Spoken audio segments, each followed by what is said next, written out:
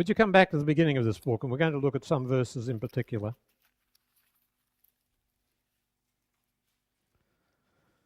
It begins with the desire to exchange kisses. Your love is more delightful than wine. Then in verse 4 it says, it depends what version you've got, draw me away with you. Some versions have take me away with you. The Hebrew word can mean either. I think draw was better. What it's telling us is that love attracts. Love attracts. Nobody ever loves God till they're convinced God loves them. Nobody. And the best way to win somebody is when you make it clear how much you love them. Love draws. Love draws. So very early in this story, it tells us that. Then it talks about rejoicing and delighting. Now I want you to notice particularly verse 5. Dark am I, yet lovely, O daughters of Jerusalem, dark like the tents of Kedar, like the tent curtains of Solomon.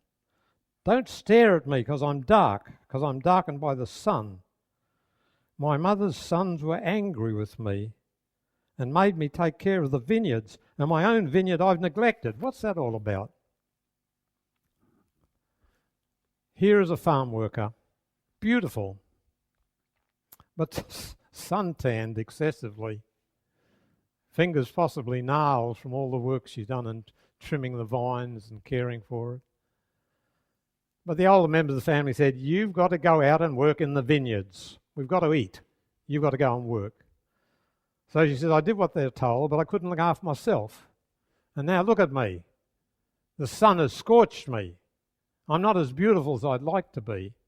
But Solomon thinks she's beautiful. Solomon thinks she's beautiful.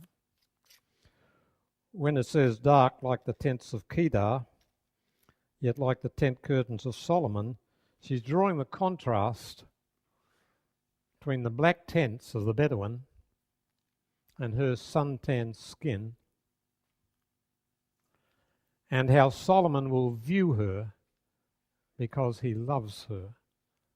So the curtains of Solomon are beautiful, and there you have the contrast.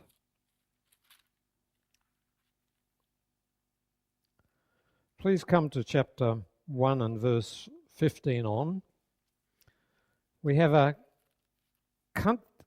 a countryside scene, and I would draw your attention particularly to the 15th verse, how beautiful you are, my darling, how beautiful, your eyes are doves. Over and over and over in this book, the bride is spoken of as a dove. What do you think of when you think of a dove? Well, when I was a small boy, I thought a dove was something you aimed at with a catapult, until my grandmother put me to shame and said, Desmond, how can you be so cruel? You know, I wasn't even a teenager. How can you be so cruel? And my grandmother was right and I was wrong, because a dove means gentleness, beauty, purity. And that's the ideal, of course, for the bride, gentleness. Don't make it obvious if you're going to wear the trousers that's what you're aiming to do. Don't do that. Gentleness, purity, delicacy, over and over. And I like particularly a verse in this book that talks about, look at the doves that live in the clefts of the rock. I'll explain it a little later on, but it's a very important verse. Now come to chapter 2, please, and verse 10. My lover spoke and said to me, arise, my darling, my beautiful one, and come with me. See, the winter is past, the rains are over and gone, flowers appear on the earth, the season of singing has come, the cooing of doves is heard in our land. The fig tree forms its early fruit. The blossoming vines spread their fragrance. Arise, come, my darling, my beautiful one, come with me. Beautiful picture of spring. The winter is past.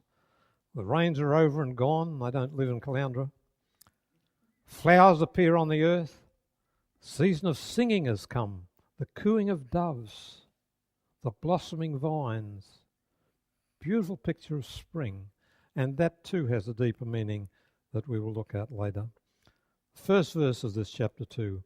I'm a rose of Sharon and the lily of the valleys. The bridegroom and the bride are so close in this chapter that commentators are often troubled as to which verse applies to who. So as I chased through the commentaries this week, I found that some said verse 1 represented the bridegroom, and others said, no, it's definitely the bride. But the beautiful thing in that confusion is that they are so close, it's hard to tell. A rose of Sharon, a lily of the valleys.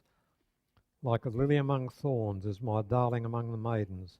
Very important, the next few verses. Like an apple tree among the trees of the forest is my lover among the young men. I delight to sit in his shade. His fruit is sweet to my taste.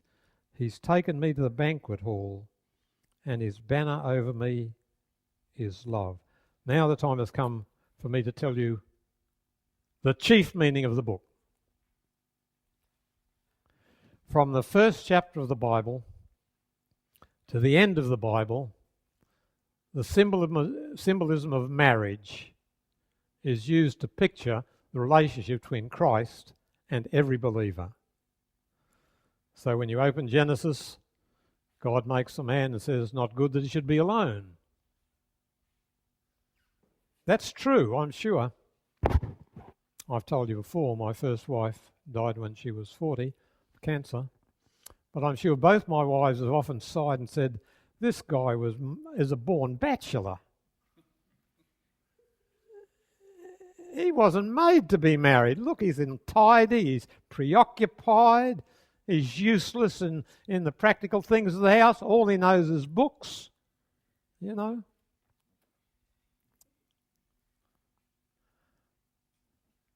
Nevertheless, when God said it's not good for man to be alone, that's most men, very few exceptions. I hate to think what would have happened to me if I'd never been married. I've been married about 56 years. You look at me and say, I can tell that. I've been married 56 years.